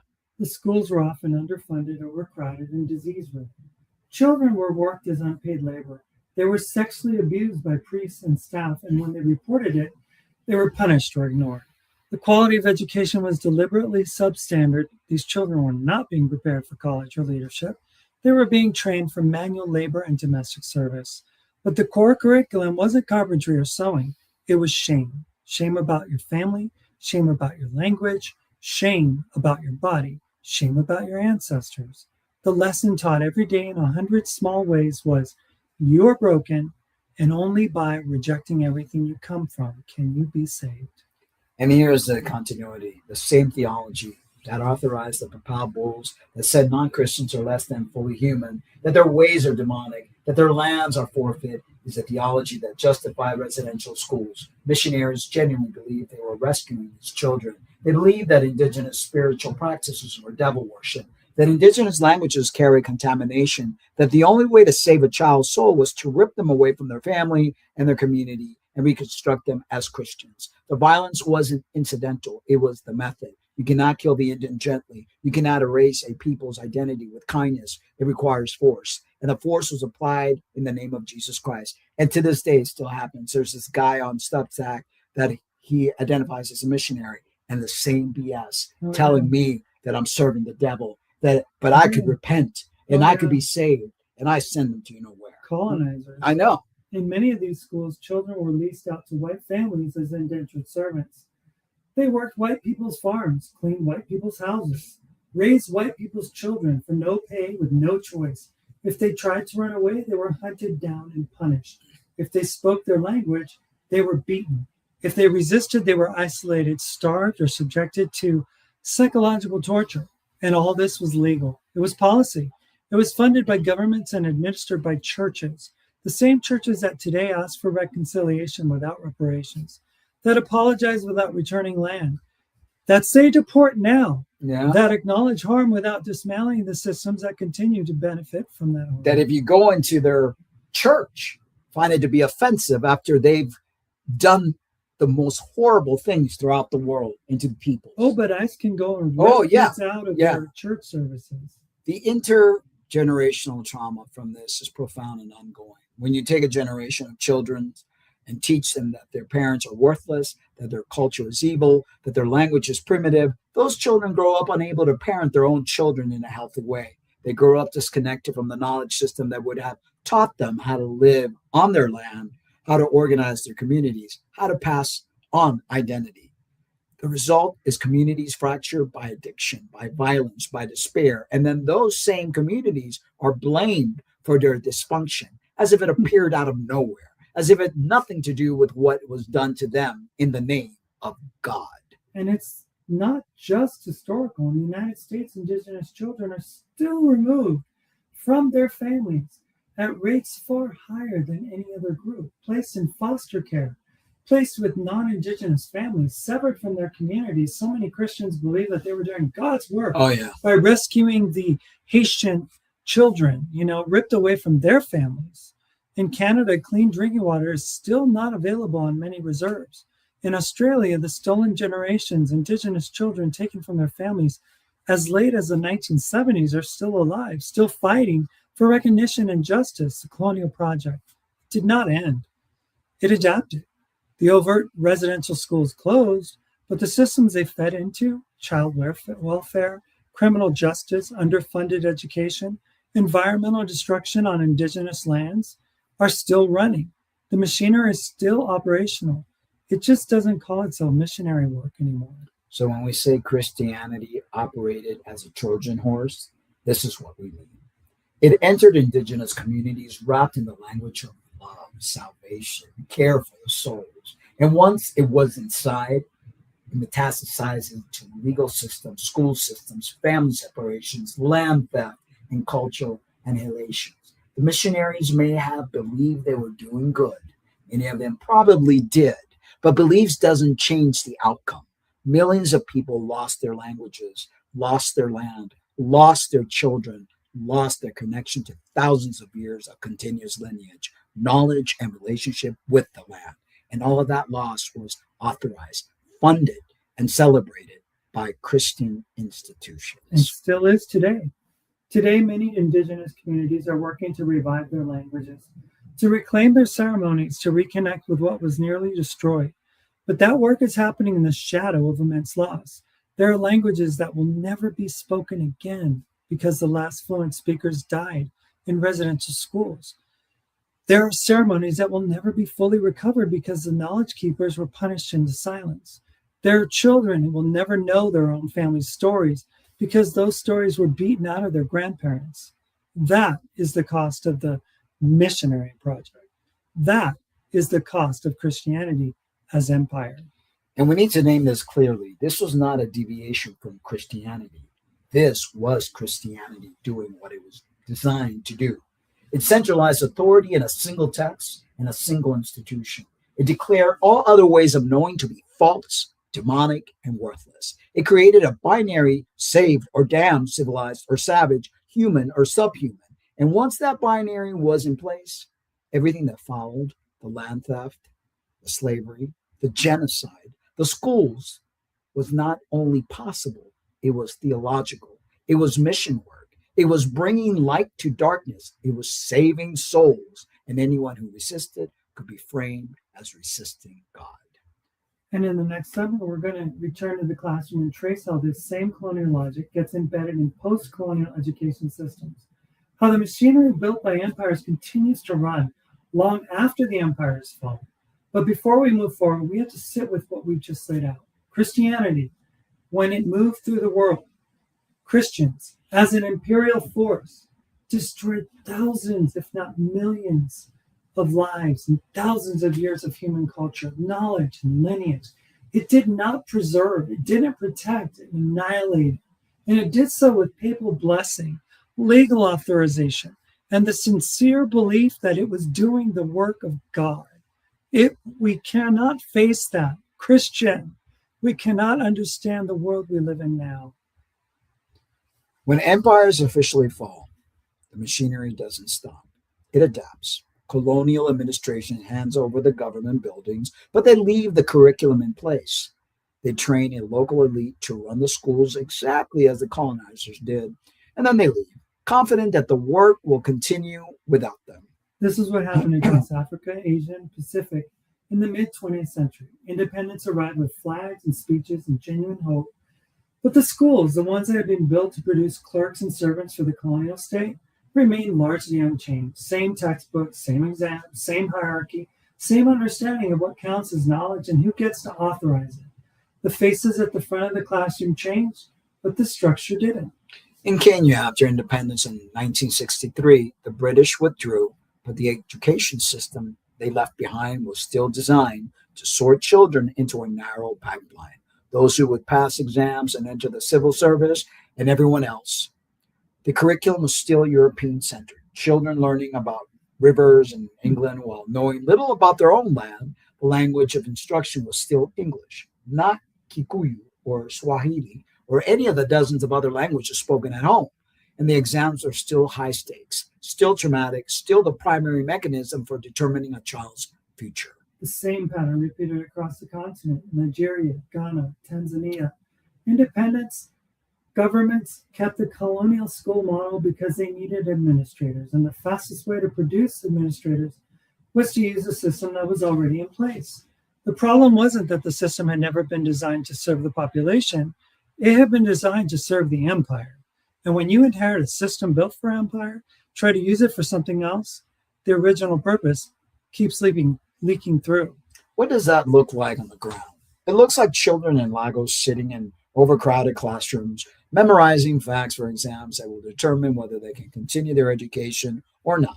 It looks like teachers who are overworked, underpaid, and constrained by a curriculum they didn't design and can't modify.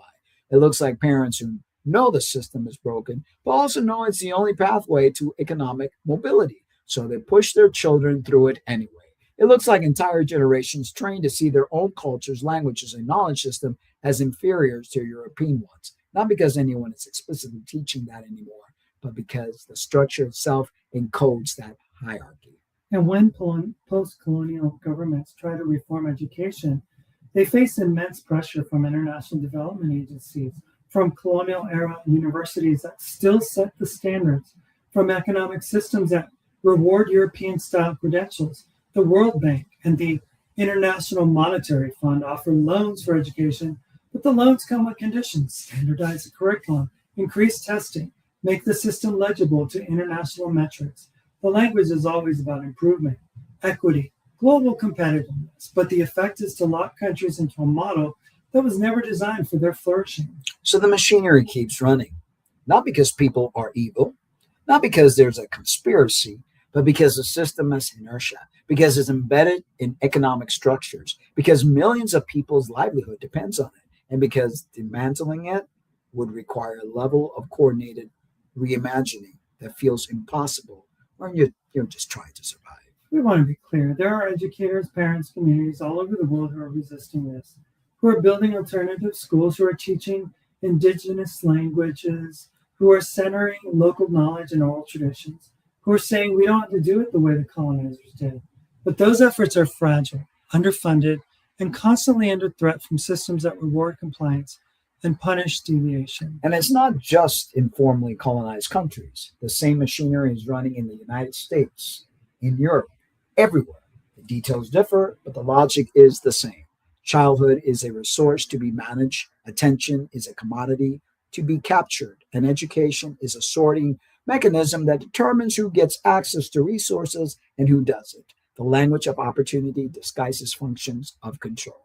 Which brings us to the present moment. Because if you're listening to this in 2026, you're living through the next phase of this, the digitization of the same old machinery, screens in every classroom, apps that track every keystroke, algorithms that predict with children which which children will succeed and which will fail, and then allocate resources accordingly, ensuring the prediction comes true.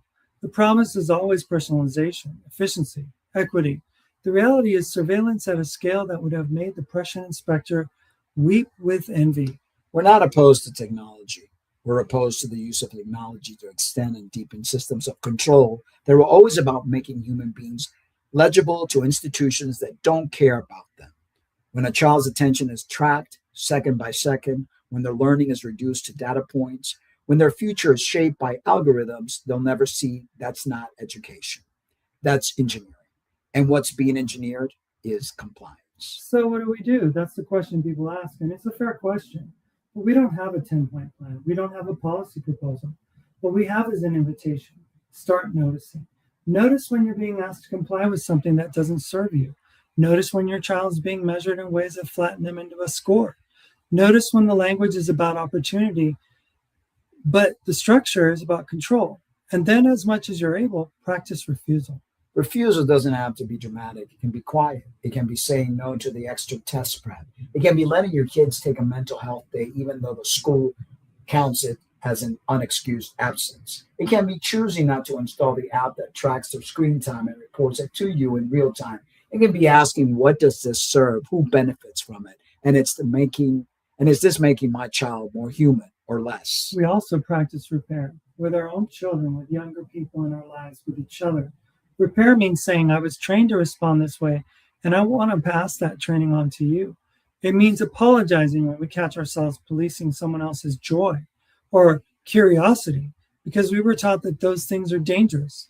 It means modeling imperfectly what it looks like to value relationship over correctness, presence over productivity, questions over certainty. The system we've been describing, Christianity, Parisian schooling, colonial education, and algorithmic control, all depend on people passing the training forward without examining it. Repair is the decision to stop that transmission, to let the damage end with you as much as you're able. It's not dramatic. It's mostly just consistent, humble refusal to participate in the small everyday cruelties that the system has normalized. For those of you who are parents or who work with children and are still trying to figure out what was done to you when you were young, this is not about blame. Most of the people who hurt us were hurt themselves. Most of the teachers who bored us were bored themselves. Most of the parents who demanded compliance were terrified of what would happen if they didn't. The system replicates itself through fear and exhaustion as much as through ideology. But understanding that doesn't mean accepting it. You can have compassion for people who pass the machine around to you and still decide firmly that you will not pass it on to your children. We want to close with a return to Onfim, the boy we met at the beginning. He's scratching letters into birch bark, drawing horses, playing. No one is measuring him. No one is grading him. Learning is woven into the fabric of his afternoon. Not separated from life and subjected to inspection. That world was not utopia. It was cold. It was hard. It was shaped by scarcity and violence. But it was also a world where a child could learn without being turned into a data point, where knowledge could be passed on without being used as a tool of control. We cannot go back to the 13th century.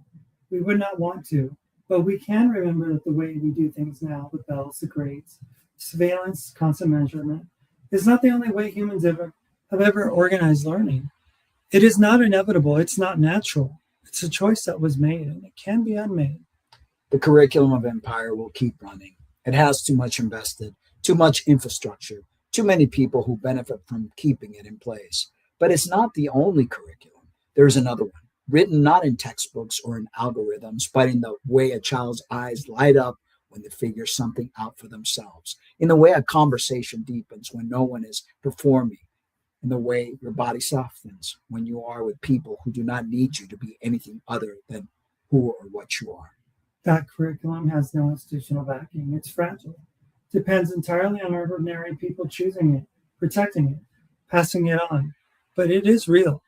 It is older, and it is still here. Well, thank you guys for listening. Thank you for staying with us throughout the weight of this.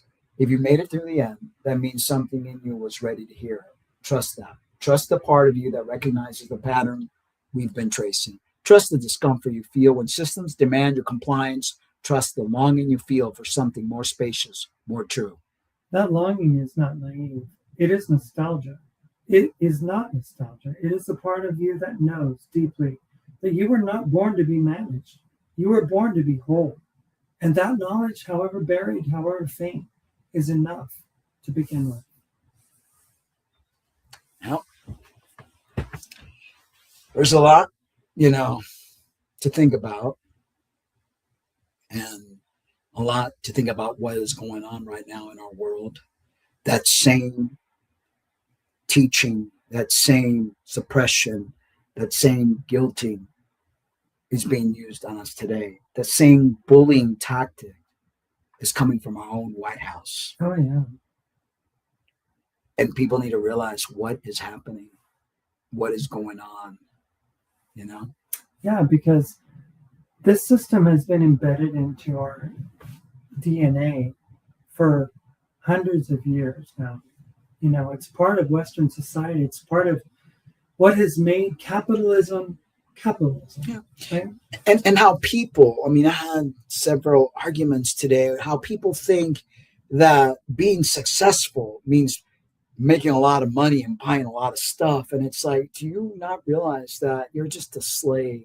You're a monkey with toys. That's it. They don't see you as anything other. You believe that you're successful if you're making a lot of money, but your soul is worthless because you are not in touch with who you truly are. You're not in touch with the land. You're helping rape the land because that's all these corporations do. Why does Trump want Greenland? They want to rape the land. They want to be able, and they're saying, oh, security, national security. That's a lie. That's a lie. There's something in there that they want. Yeah. And they're willing to go into World War III for it. That's crazy. Yeah. So we've walked through a lot of weight today. If you made it this far, that says something. It says you were willing to look at the systems most people accept as normal and ask whether they serve us or control us. That willingness is rare. Hold on to it. This isn't about perfection. It's not about escaping. Machinery completely, most of us can't. We're embedded in it. But we can practice noticing. We can choose in small moments to step outside the logic that says we're only valuable when we're productive, only legitimate when we're legible, only safe when we comply. And if you're carrying shame about how you were shaped by these systems or guilt about how you've passed them on, let that go. You didn't design this. You inherited it. What matters now is what you do with what you see. The curriculum of empire is still running, but so is something else, something quieter, older, more durable. And it lives in the moments when you choose presence over performance. When you let your child be bored instead of filling every second. When you trust your own knowing, even when the system tells you you're wrong. That's the other curriculum. And it doesn't need institutions or universities to survive. It just needs you. So thank you for being here. Thank you for listening. Thank you for caring enough to sit with the discomfort of seeing clearly together. We love you guys. But remember to always love yourselves too. Good night, and see you Thursday. And as usual, ending with a song. Here we go. Good night, guys. Be safe.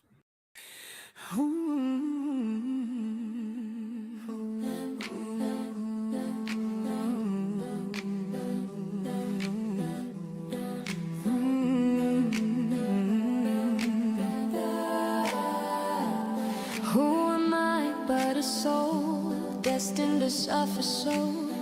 Do you see what I see? Can you feel what I need? I am that road less traveled, the new path to pave. I am the light that's waiting to be lit again. I am the girl next door, the one you marry, the one you bring flowers to, the one who cries minute when scolded and her love is misunderstood. I am a man in transition, will show the world who I am. Nothing to hide or hold back from the sin is not being true to you. What you see is what you get, no turning back, no regrets. Look at me, the boy